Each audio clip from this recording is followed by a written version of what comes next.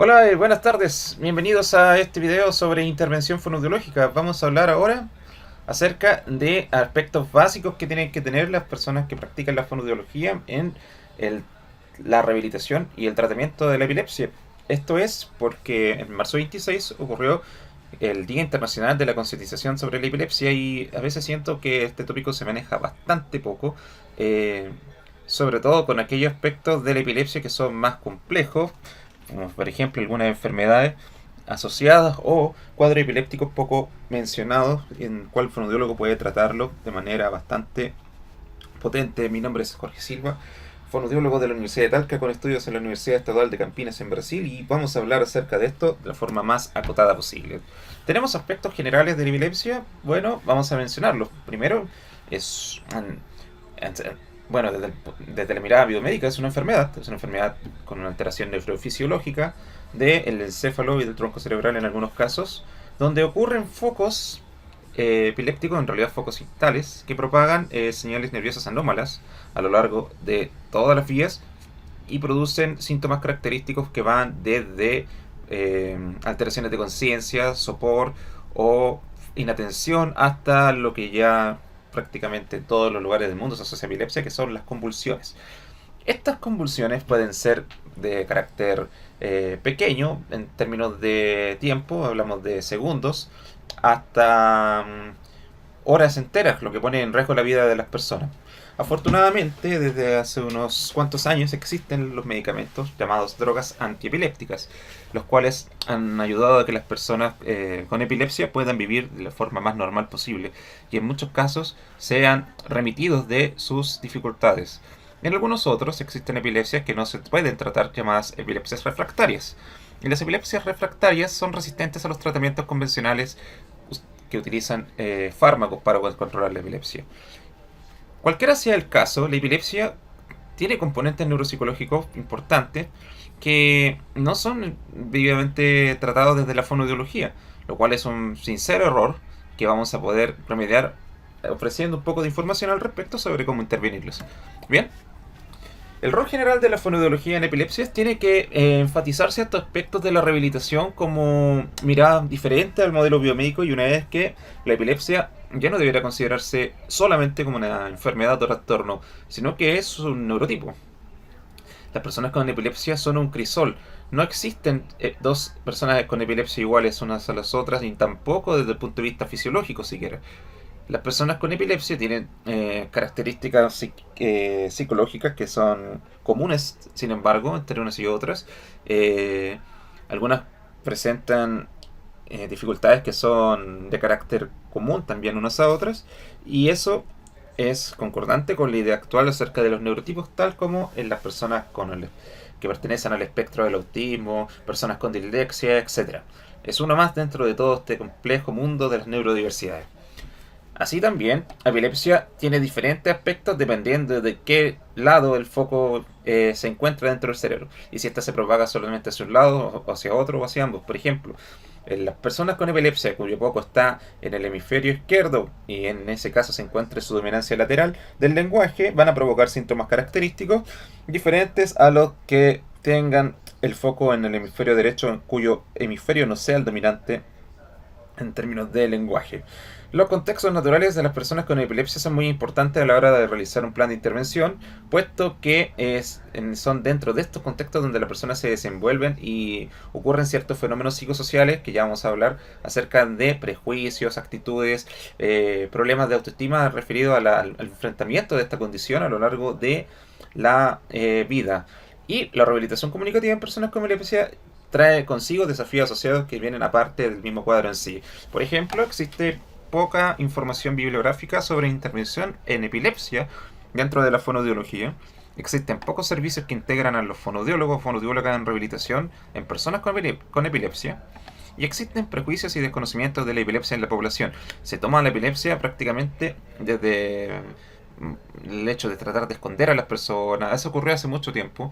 Se asociaba con aspectos teológicos de la vida social, pero afortunadamente ahora esos prejuicios van en retirada y las personas comprenden que la epilepsia no es algo limitante en sí, y que tampoco creen o se cree, como antes, que las personas con epilepsia debiesen estar alejadas de todo tipo de interacción social con otras personas. Se creía mucho tiempo atrás que la epilepsia era contagiosa, ahora sabemos que eso no es cierto.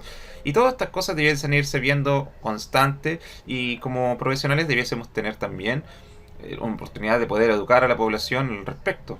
Bien. Las dificultades asociadas en epilepsia son varias. Primero que nada, la memoria es un aspecto fundamental para poder recordar qué cosas vamos a intervenir en niños o adultos con epilepsia. Primero, hay dificultades en tareas de memoria verbal. Esto tiene mucho que ver, sobre todo que la mayoría de los focos epilépticos ocurre en el hemisferio izquierdo, en personas con la mayoría de lateralidad izquierda. Y sobre todo, existe pérdida de memoria anterógrada. Esto va a ser bastante pronunciado en ciertos pacientes que ustedes van a ver que sus líneas de base regresionan, ¿cierto? Y es porque se produce pérdida de memoria anterógrada, lo que significa que todo el contenido que habían aprendido previamente probablemente vaya a decaer y ya no se pueda volver a recordar. Existen también dificultades cognitivas asociadas al tratamiento farmacológico. Las drogas antiepilépticas no son inocuas, tienen efectos secundarios que tienen que ver con manejo del rendimiento intelectual, y eso influye en el procesamiento de la memoria. Atención, los desórdenes atencionales secundarios a patologías causales de la epilepsia es muy común. O sea, el daño cerebral podría ser el foco de la epilepsia y además foco de un problema atencional.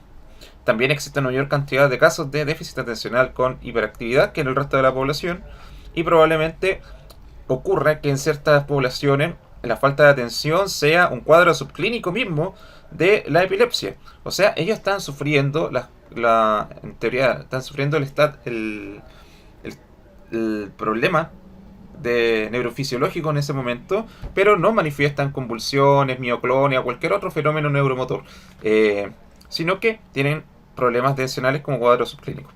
Y el 60% de las personas con epilepsia presenta problemas atencionales, eso es un hecho. El procesamiento de la información y funciones ejecutivas, existe disminución de la velocidad de procesamiento de la información. Es como cuando uno se acuerda de las clases sobre envejecimiento, aquí también ocurre disminución del procesamiento de la información. Y existe un desorden de las funciones ejecutivas que inician incluso después del comienzo de la primera convulsión. O sea, la anoxia ocurre apenas comienza luego de la convulsión. Existe un déficit de habilidades visoespaciales también, que va a ser más remarcable en algunas epilepsias que otras, que también influyen dentro de esta perspectiva. O sea, ya tenemos jodido componente ejecutivo central, componente visoespacial, y en algunas epilepsias ocurre un problema importante en la memoria de trabajo fonológica, las vamos a ver. Y en psicomotricidad, por ejemplo, hay problemas en el desarrollo motor en ciertas epilepsias. Conducta también es muy importante verla, ya que la epilepsia, al enfrentarse en un mundo que no conoce suficiente acerca de esto y que le dio la espalda durante mucho tiempo, existen interacciones psicosociales que van provocando ciertos sentimientos dentro de las personas con epilepsia, que tienen que ver con actitudes públicas, autoestima, dificultades para encontrar oportunidades educativas y centros que aboguen por la inclusión de las personas con epilepsia. Hablamos también de este mismo problema a nivel laboral y en el tema de encontrar pareja inclusive. Importante saber, por ejemplo, que existen ciertos cambios fisiopatológicos y psicopatológicos en la epilepsia, que son menester de nosotros tener que indagar en ellos para poder realizar una buena intervención. Conducta también va a ser parte de ello. Lenguaje habla, bueno, esto compete mucho más. Hay dificultades semánticas y sintácticas de base, y son muy similares a los desórdenes que tienen que ver con el lobo frontal y la dislexia. Ya, también existen dificultades para el reconocimiento de los sonidos del habla. Aquí hablamos, y Rapping lo habla, que capa, en 1977. Existen dificultades para poder reconocer los sonidos del habla. O sea, estamos hablando de dificultades fonológicas. Ocurren casos de afasia infantil. Existen ciertas afasias que se vienen después de una convulsión y pueden durar desde horas hasta días completos, o pueden ser inclusive permanentes. Y aquí es donde ocurre la regresión de las habilidades comunicativas que habíamos hablado recientemente. No es que todos los tengan, puede haber una gran cantidad de casos que pueden ir desde lo leve hasta lo severo. Y estos tienen carácter post-ictal, o sea, significa que después de la convulsión, de la crisis compulsiva, cuando ya se trata, ocurren estas observaciones conductuales que podríamos observar, y en algunos casos estos son permanentes. Existen dificultades también en la fluidez del habla. En algunas personas ocurren disfluencias, tales como la palilaria o la difemia, problemas con la prosodia, que son mucho ya más observables, a lo largo de los casos de epilepsia y velocidad del habla. También existen dificultades en la pragmática en personas con, por ejemplo, dominancia lateral derecha. O sea, hablamos de que este foco epiléptico, dependiendo del hemisferio, podría causar ciertos problemas característicos en cada uno de ellos. Bien, antes de hacer una intervención específica de los síntomas neuropsicológicos y conductuales asociados a epilepsia, nosotros deberíamos saber un poco de guías generales de intervención. Lo primero es que, según Roth y Workington, se tiene que seguir una progresión sistemática, elegir cuidadosamente el objetivo, hacer un seguimiento periódico y modificaciones en el caso de ser necesarios, enseñar estrategias que faciliten el proceso comunicativo más que habilidades o conducta aislada. Por ejemplo, está bien, estos casos están pintados para modelos de disabilidades específicas, pero se ha probado que el proceso comunicativo, la facilitación del proceso comunicativo tiene mayor resultado. Enseñar estrategias en contextos comunicativos realistas, vale decir, en sus contextos naturales.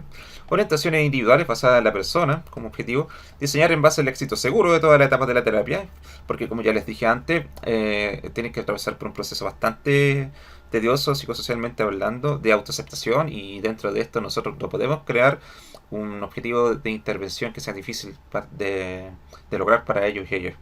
La intervención termina si luego de un tiempo la persona no realiza más progresos demostrables. O sea, esto puede terminar inclusive cuando uno observa que ha llegado a tener todos los objetivos que se propusieron y sin embargo después de una convulsión volvió a regresionar. Bien, estas cosas tienen que tenerse siempre en cuenta y vamos a pasar ahora por áreas. En neuropsicología, o sea, hablamos de procesos cognitivos básicos superiores. Intervenir las disfunciones ejecutivas puede ser también una intervención doble, porque estas disfunciones ejecutivas podrían estar afectando indirectamente a atención y memoria, lo que podría ayudarme al momento de clarificar una intervención. Si yo noto un problema ejecutivo, a actuar en primer lugar ante el problema ejecutivo. Y como dije antes, enfoques holísticos en rehabilitación son mejores que los de tipo selectivo. Bien, en lenguaje y conducta debemos intervenir habilidades sociales comunicativas, el juego imaginativo y el contenido emocional tanto en ellos como en los demás al momento de dialogar. Esto lo dice Rapol, esta es una capa del tema. Y la intervención de las habilidades conversacionales diarias debe ser también otro objetivo al momento de intervenir lenguaje y conducta en una persona con epilepsia. En lectoescritura parece que la información es más acotada, pero existe evidencia más fehaciente. La primera es que el método global es el indicado para personas con epilepsia. Esto también lo menciona Rapol. Lo segundo es potenciar la memoria semántica, que se ha visto que influye mucho en el desarrollo de la lectoescritura en niños con epilepsia. Fortalezas, por ejemplo, no solamente indagar en las diferencias, sino que también tener en cuenta ciertas fortalezas. Las personas con epilepsia parece que funcionan bastante bien con la conciencia de lo escrito. Si uno les da material donde se incluyen letras impresas, por ejemplo, rinden muchísimo mejor que sin ello. Y el sistema aumentativo alternativo de comunicación podría hacerse en aquellos casos donde las epilepsias son de tipo catastrófica y las habilidades regresionan a tal punto que sea necesario volver a potenciar habilidades prelingüísticas para poder volver a desarrollar habilidades comunicativas eficaces. Desde el punto de vista oral, claro. En geriatría, ya que la epilepsia es un cuadro que no le da solamente a niños y adultos, sino que también a adultos mayores, considerar los mayores efectos secundarios de los medicamentos antiepilépticos, porque estos tienden a ser mucho más potentes en ellos que en el resto de la población. Considerar el mayor riesgo de demencia asociada cuando existe epilepsia y envejecimiento típico asociados, e incentivar la recuperación de las redes sociales que rodean al usuario. Todo esto con cierta evidencia. En habla, en casos de palilal, etc., hacer el balance entre el lenguaje y habla. ¿Qué primero es mejor intervenir que el otro? Si tengo una persona que no tiene suficiente habilidad lingüística que debería tener a su edad y voy a intervenir habla, prefiero primero intervenir lo lingüístico, para poder pasar después a las habilidades que van a sustentar el desarrollo del lenguaje oral. Enfoque en fluidez de habla y aspectos suprasementales en aquellas epilepsias clásicas donde esto se presente, el habla monótona, etc. Y después, en caso de que sea así, enfoque en los trastornos motores de habla en niños con algún tipo de epilepsia que no tenga que ver con los lobos, con solamente las epilepsias clásicas. Por ejemplo, en epilepsia rolándica va a ser imprescindible intervenir habla. Y en educación, hay un manual entero de esto que es situar a la persona en lugares con poca distracción, el trabajar el manejo sensorial, maximizar la interacción visual, aumentar el número de ejemplos en clase, mantener cuadernos separados por asignatura y uso de preguntas concretas, por ejemplo, de sí y no, entre otras personas.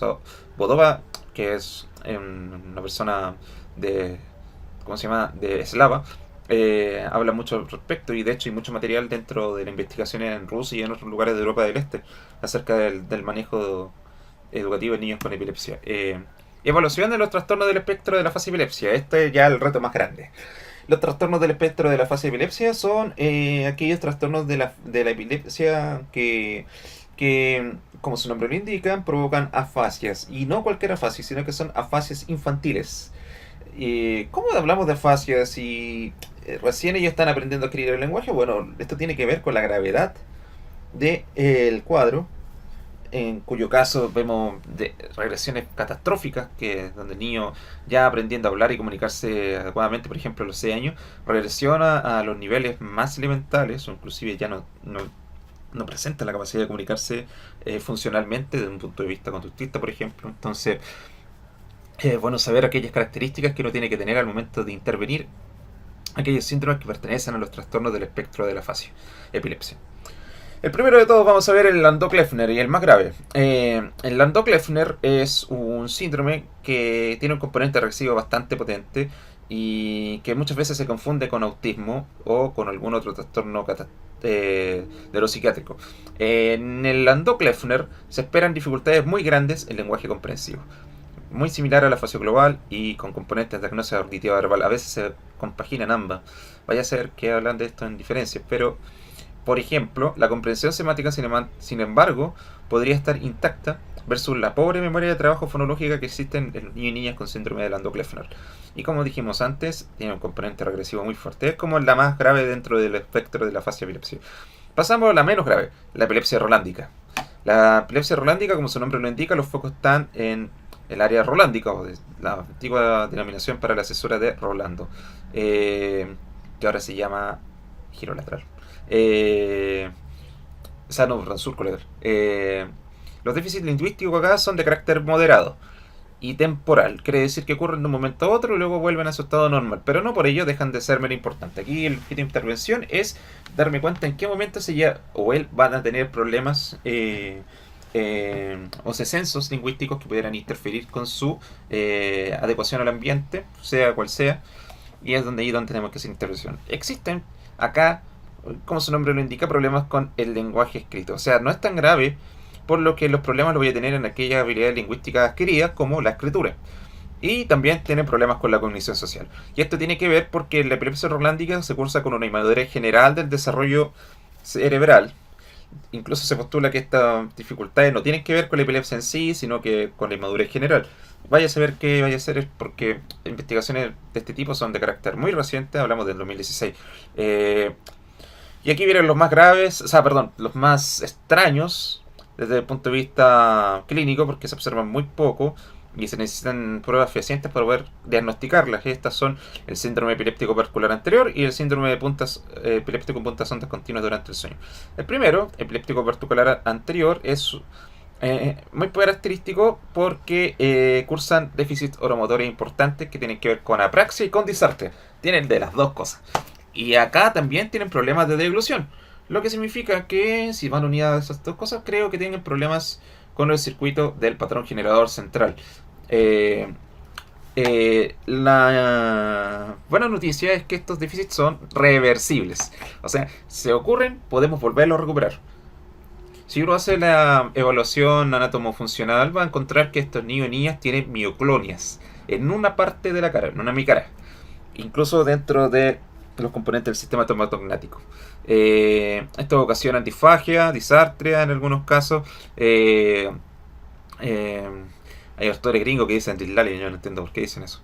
Pero el caso es que existen déficits oromotores como parte sustancial de esto. Hay que evaluarlo y dar una buena un buen detalle acerca de lo que podría estar bien desafectado por aquellos déficits. El epiléptico particular anterior es como la fase de conducción de los síndromes del espectro de la fase de epilepsia. ¿Por qué? Porque tiene síntomas similares al Landau-Kleffner y a la epilepsia rolándica. Está a medio camino entre ellas dos.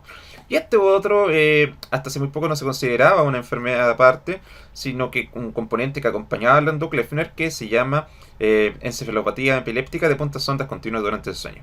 Y esta, diferencia de las que están acá, no tiene origen telencefálico, sino que de origen talámico. En concreto, la zona reticular talámica.